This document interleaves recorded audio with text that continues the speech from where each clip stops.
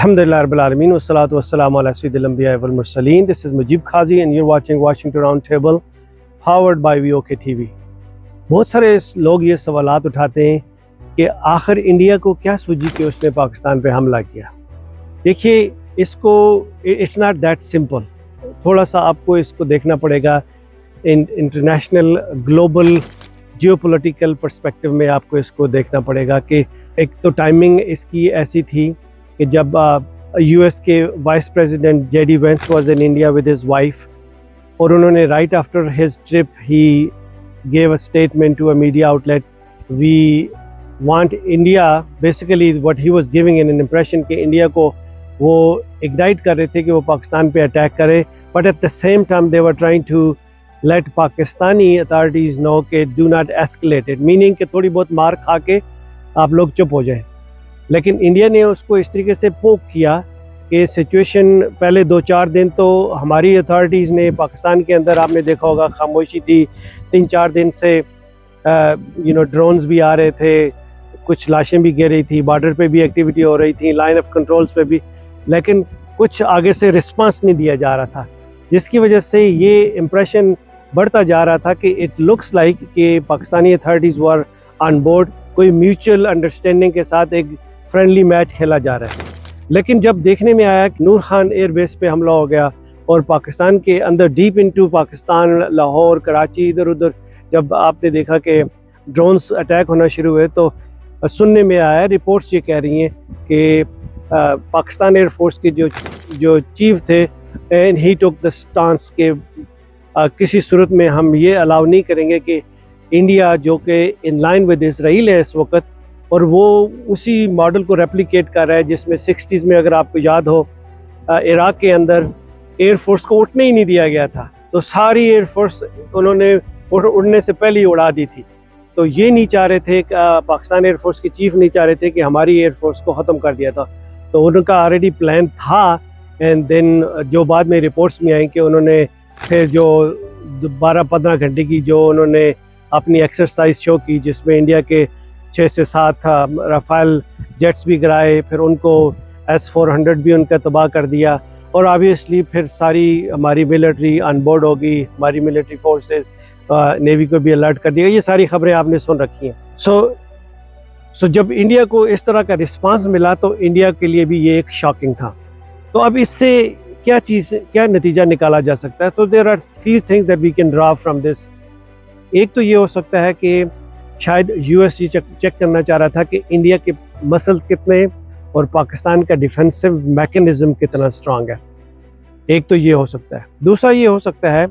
کہ چونکہ Pakistan air force نے سارا کمال دکھایا, جتنی بھی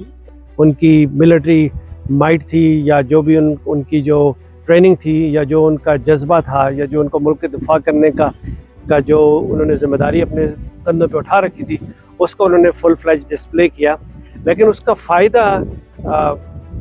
کرٹکس یہ کہتے ہیں کہ آرمی چیف نے اٹھایا اور انہوں نے اپنے آپ کو پروموٹ کیا فیلڈ مارشل کے لیے. اب جب انہوں نے اپنے آپ کو فیلڈ مارشل کے لیے پروموٹ کیا تو انہوں نے اپنے آپ کو 5 اسٹار جنرل بنایا, اس لیے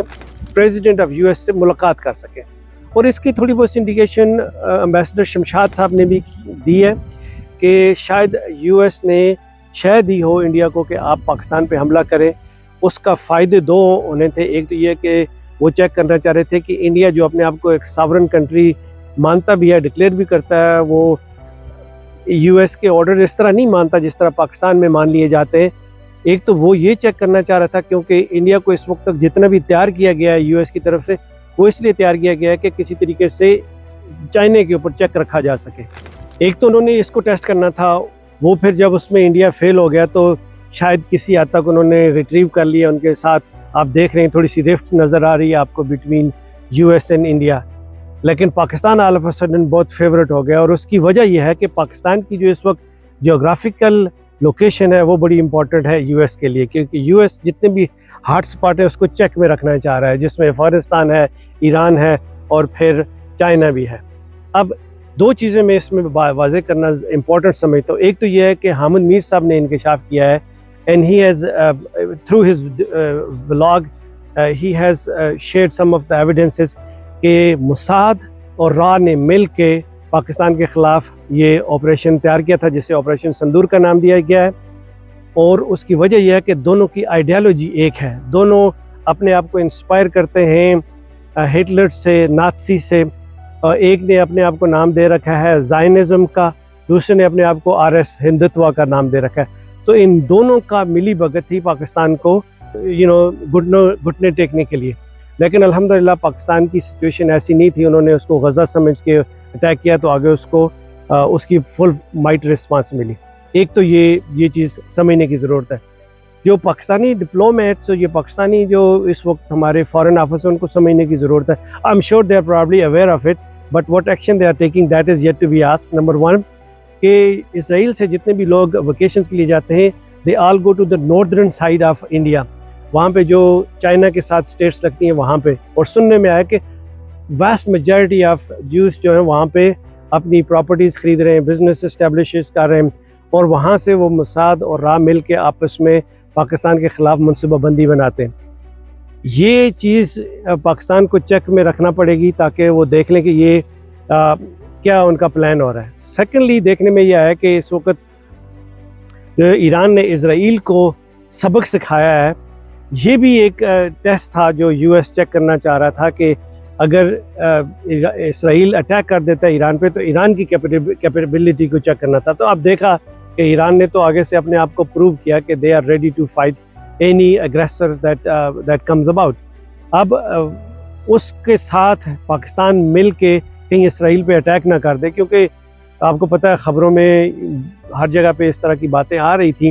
کہ پاکستان کی بھی جو میسل سسٹم ہے یا ڈیفنس سسٹم ہے وہ اکوپڈ ہے کہ وہ اسرائیل پہ بھی اٹیک کر سکتے ہیں۔ اسی لیے انہوں نے پہلے جنرل کو بلا کے اس کے ساتھ میٹنگ کر کے اس چیز کو ریسٹ ایشور کیا کہ وہ US کے ساتھ ان لائن لیں، تاکہ آپ نے دیکھا ہوگا کہ جب پریزیڈنٹ ٹرمپ نے اپنی پریس ٹاک میں یہ بتایا کہ ہمارے جنرل سے جب بات ہوئی پاکستانی جنرل سے، اس نے کہا کہ he doesn't have anything against اسرائیل، تو میننگ کہ سب ٹھیک ہے۔ so I don't want to go into detail۔ so ابھی ریسنٹ رپورٹس یہ آ رہی ہیں کہ جتنی بھی کارگو فلائٹس ہیں یا کارگو شپس اس وقت اسرائیل کی طرف جا سکتے ہیں، ان کی تعداد بڑھ گئی ہے۔ سننے میں یہ ہے کہ پوری دنیا سے اسلحہ جمع کیا جا رہا ہے تاکہ وہ دوبارہ ایک فل فلیج اٹیک کیا جا سکے ایران کے اوپر۔ تو that is something that is yet to be seen کہ what will entails down the roads, کیونکہ یہ اس وقت مسئلہ بنا ہوا ہے کہ انڈیا نے اپنی چھاپ جمانی تھی پاکستان کے اوپر اور اسرائیل نے اپنی چھاپ جمانی تھی مڈل ایسٹ کے اندر، لیکن دونوں کو ایک بڑا ہیوی قسم کا پش بیک ملا ہے۔ نہ پاکستان غزہ تھا، نہ ایران غزہ تھا اسرائیل کے لیے، اور نہ پاکستان غزہ تھا انڈیا کے لیے، تو دونوں کو بڑا تابڑ توڑ جواب ملا ہے۔ تو اب ظاہر ہے دشمن زخمی ہے، دیکھنا یہ ہے کہ آگے کیا ہوتا ہے۔ So will keep an eye on it, لیکن امپورٹنٹ یہ ہے کہ کشمیر کے اندر اس وقت جتنی لیڈرشپ ہے وہ جیل کے اندر بند ہے، بیمار ہے، ان کے لیے بھی دعا کیجیے، آواز بھی اٹھائیے، اور obviously پاکستان میں اس وقت جو most popular leader Imran Khan ہے اس کو بھی ریلیز کرنے کا ٹائم ہوا چاہتا ہے، کیونکہ پاکستان کو اکٹھا رکھنا ہے، he has to be out۔